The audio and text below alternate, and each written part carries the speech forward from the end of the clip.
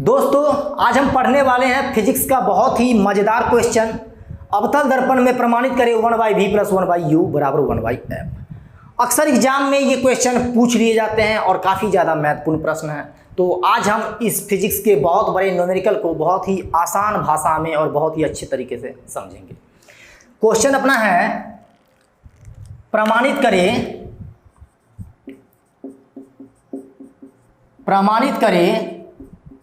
1/v + 1/u बराबर 1/f। ये चीज़ प्रमाणित करने के लिए दिया जाएगा, लेकिन साथ में आपको अवतल या उत्तल में। तो हम प्रमाणित करें 1/v + 1/u बराबर 1/f अवतल दर्पण में। तो हम इसको ना अवतल दर्पण में प्रमाणित करके आपको बता रहे हैं, जो कैसे इसको अवतल दर्पण में हम सिद्ध करेंगे। और ये बहुत इंपॉर्टेंट प्रश्न है, एग्जाम में अक्सर ये प्रश्न आ जाते हैं। कैंडिडेट कंफ्यूज हो जाते हैं, लेकिन कंफ्यूज नहीं होना है। आप यहाँ पर बारीकी से देखें, मैं ये सारा प्रोसेस आपको बताऊंगा और बहुत ही आसान भाषा में बतलाऊंगा, ताकि आप भी इसको सोल्व कर सकते हैं। तो दोस्त, इसे सोल्व करने के लिए सबसे पहले हमें एक अवतल दर्पण बनाना होगा। चलिए एक हम दर्पण बनाते हैं।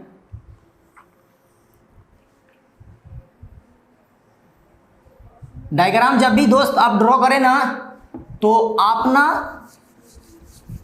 स्केल की मदद जरूर लें। स्केल की मदद से आप ड्राइंग बनाएं, ताकि वो आपका बेस्ट बन सके। ठीक है, ये दर्पण है हमारा। इसको जैसे ही हमने बाहरी हिस्सा को रचित किया, तो ये बन गया अवतल दर्पण। ठीक है, क्योंकि अवतल दर्पण का परिभाषा मैं पीछे के वीडियो में बतला चुका हूँ आपको। वैसा दर्पण जिसका परावर्तक सतह उभरा हुआ हो और रजतीत हो, ऐसे दर्पण को हम लोग अवतल दर्पण बोलते हैं। तो इसका परावर्तक सतह रजतीत है, रजतीत बोले तो रंगा हुआ है, तो ये अवतल दर्पण है। इसका एक ध्रुव होगा और एक ध्रुव को हम मिलाएंगे एक रेखा से, वो रेखा प्रधान अक्ष कहला जाएगी। ठीक ना, तो ये एक रेखा है जो ध्रुव से जाकर के मिलती है। चूंकि अवतल दर्पण एक बड़े से खोखले गोले का भाग होता है, तो उस बड़े से खोखले गोले का एक केंद्र भी होता है नहीं, तो उसी केंद्र से हमने इसको मिलाया। चलिए यहाँ तक सही समझ में आ गया। इसका हम एक नाम रखते हैं m और m'। इस दर्पण का एक नाम रखा m और m'। ये जो प्रधान अक्ष है, इसका हम नाम रखते हैं o और x। यहाँ पर हम एक वस्तु को खड़ा करते हैं लंबवत, जिसका नाम देते हैं हम P और Q। वस्तु P से कोई किरण चलकर जाती है, और प्रधान अक्ष से टकराती है। देखिए डायग्राम को आप देखिए, वस्तु P से एक किरण चलकर गई।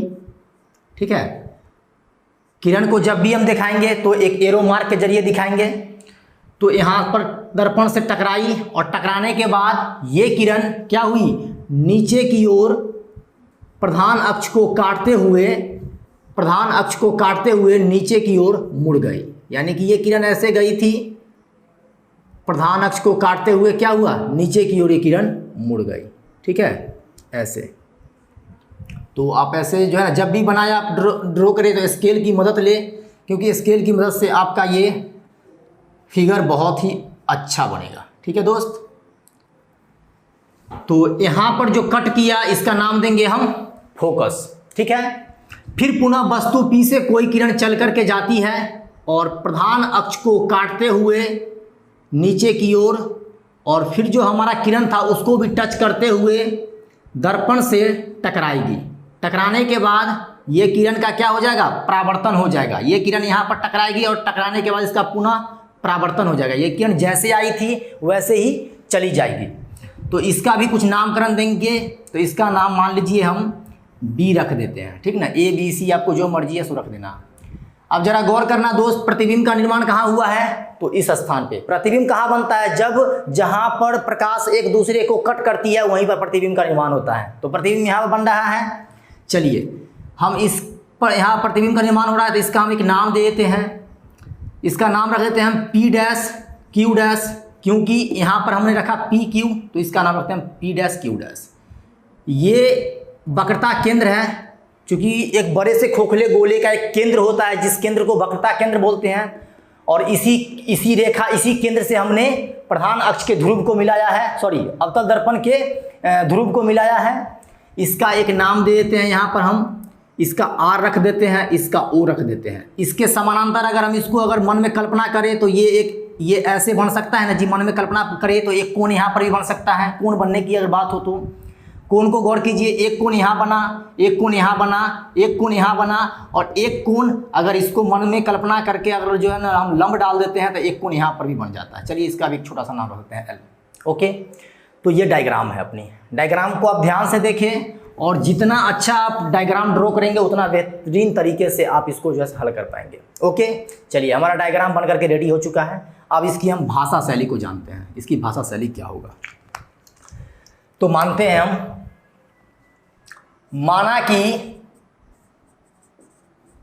M डैश, ये जो M और M डैश है, M डैश एक अवतल दर्पण है। कौन सा दर्पण है दोस्त? अवतल दर्पण है। क्योंकि अवतल दर्पण की परिभाषा आपको मालूम है, तो यह एक अवतल दर्पण है जिसका प्रधान अक्ष, तो प्रधान अक्ष क्या है? OX है। तो जिसका प्रधान अक्ष OX है, PQ जो है ना, ये P और Q कोई वस्तु है, ठीक है। वस्तु P से कोई किरण चलकर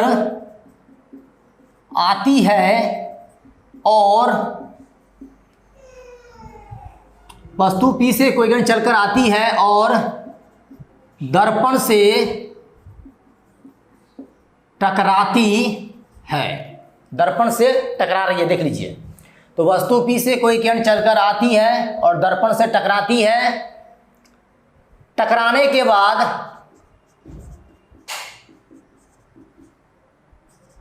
वह किरण नीचे की ओर प्रधान अक्ष को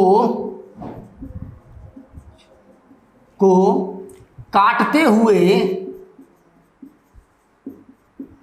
नीचे की ओर प्रधान अक्ष को काटते हुए चली जाती है। पुनः, अब देखिए पुनः क्या हो रहा है। सो पुनः वस्तु P से कोई किरण चलकर आती है और वस्तु P से कोई किरण नीचे की ओर कर दीजिए, कोई किरण नीचे की ओर चलकर आती है और प्रधान अक्ष को काटते हुए दर्पण से टकराती है। प्रधान अक्ष को काटते हुए कोई किरण नीचे की ओर आती है और प्रधान अक्ष दर्पण से टकराती है। टकराने के बाद उस किरण का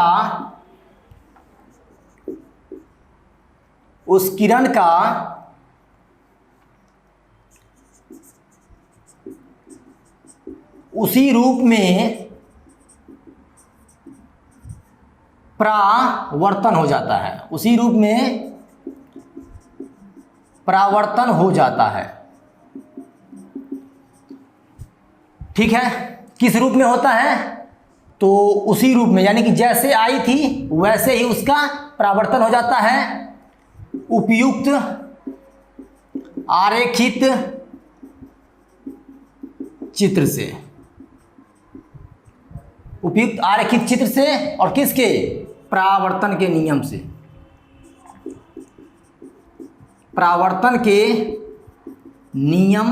से। चलिए इतनी बातों को पहले समझिए। मैंने एक दर्पण बनाया, वो दर्पण अवतल था। मैंने उस दर्पण पर एक प्रधान अक्ष डाला, प्रधान अक्ष का नाम रखा OX। प्रधान अक्ष पर एक वस्तु लंबवत खड़ी की जिसका नाम रखा PQ। वस्तु P से कोई किरण चलकर आती है, दर्पण से टकराती है, टकराने के बाद किरण नीचे की ओर प्रधान अक्ष को काटते हुए चली जाती है। पुनः वस्तु P से कोई किरण चलकर आती है और प्रधान अक्ष को काटते हुए दर्पण से टकराती है, और टकराने के बाद क्या होता है ना, इसका इसी रूप में परावर्तन हो जाता है। जैसे किरण आई थी और वैसे ही किरण क्या हो गई, चली जाएगी।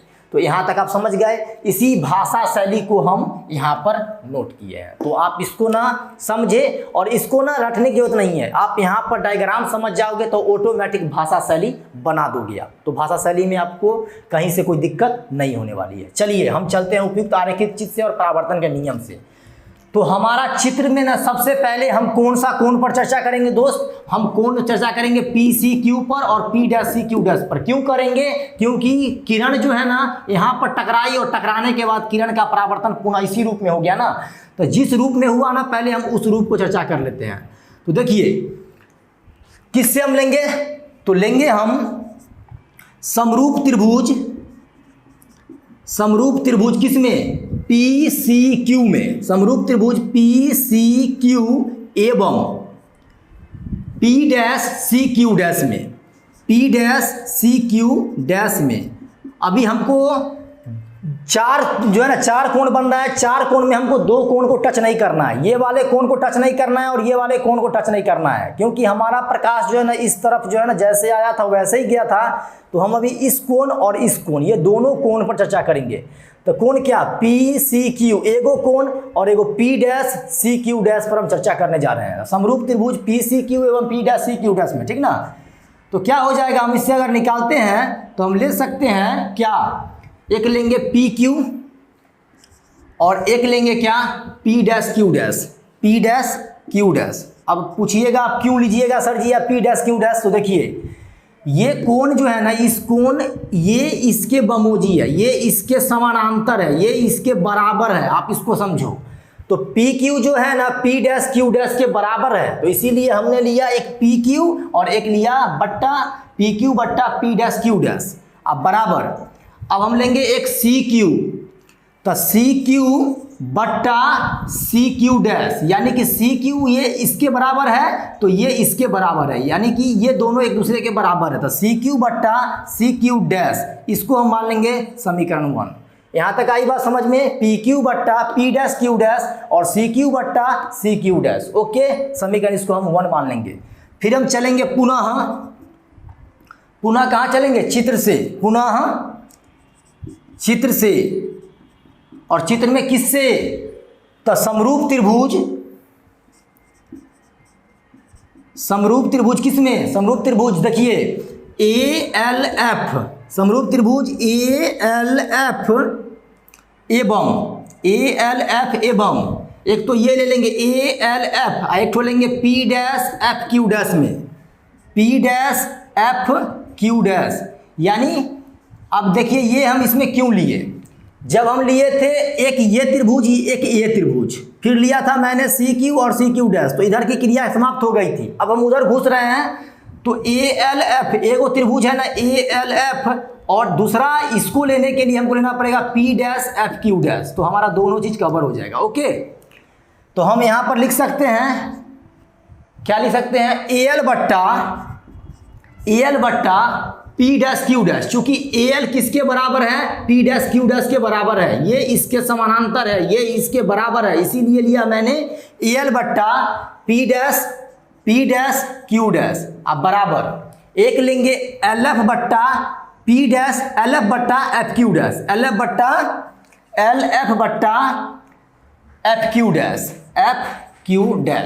एक हम ये लेंगे, ठीक है। यहां तक आई बात समझ में। चलिए इसको हम तोड़ते हैं। इम्प्लाइज AL जो है ना, देखिए ये AL जो है, ये AL इसके बमोजी है ना जी, ये इसके समानांतर है, ये इसके बराबर में ना है। तो AL बराबर PQ, तो हम ले सकते हैं AL को क्या मान सकते हैं, PQ मान सकते हैं, अब बट्टा P'-Q'।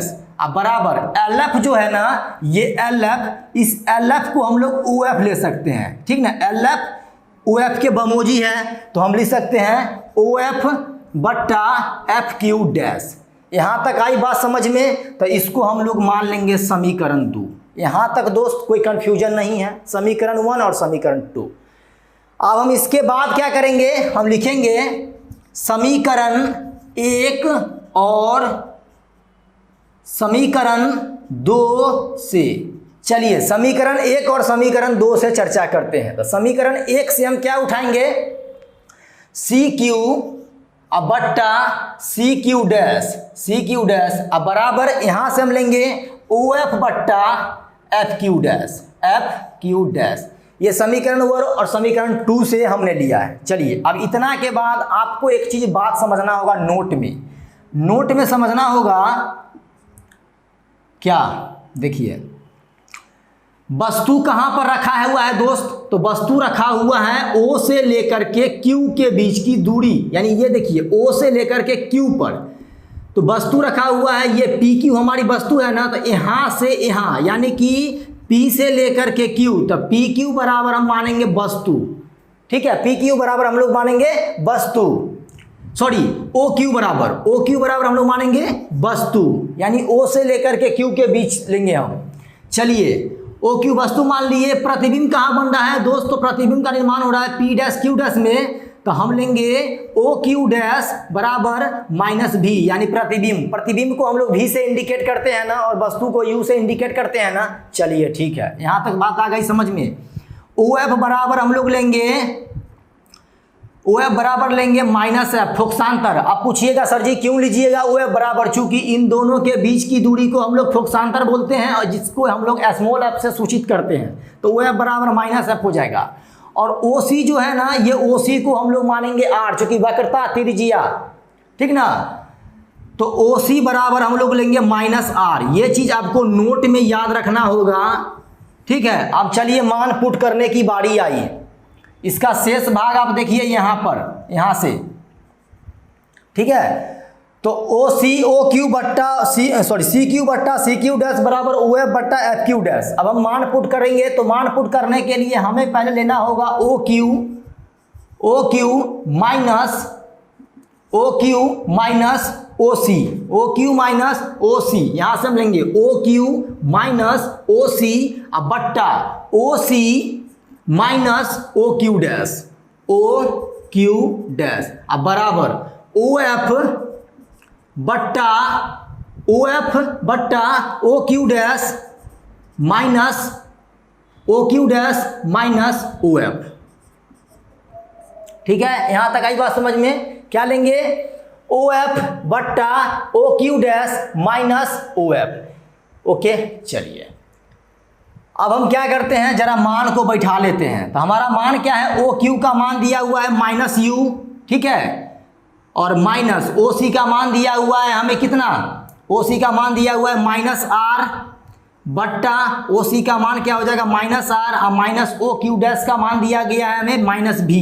तो यहाँ तक हम मान बैठा लिए। चलिए ओ एफ का मान हमें दिया हुआ है माइनस एफ, अब बट्टा ओ क्यू डैश का मान दिया हुआ है माइनस बी, अब माइनस ओ एफ का मान दिया हुआ है हमें कितना माइनस एफ। तो यहाँ तक आ गई बात समझ में दोस्त। चलिए हम इसका प्रोसेस आगे करते हैं। माइनस यू का माइनस यू हो जाएगा, माइनस माइनस प्लस होता है, आर का आर हो जाएगा, यहाँ तक कोई दिक्कत नहीं। बट्टा माइनस आर का माइनस आर और माइनस माइनस प्लस और भी का भी हो जाएगा बराबर माइनस एफ का माइनस एफ बट्टा माइनस बी का माइनस बी और माइनस माइनस प्लस एफ। यहाँ तक आ गई बात समझ में दोस्त। चलिए अब क्रॉस मल्टीप्लाई करते हैं। क्रॉस मल्टीप्लाई सबको आता है ना जी, तो क्रॉस मल्टीप्लाई कर लेते हैं। सबसे पहले हम लोग माइनस का माइनस से करेंगे तो माइनस माइनस प्लस हो जाएगा। तो चलिए हम पहले प्लस ले लेते हैं। आर को एफ से करेंगे, आर को एफ से करेंगे।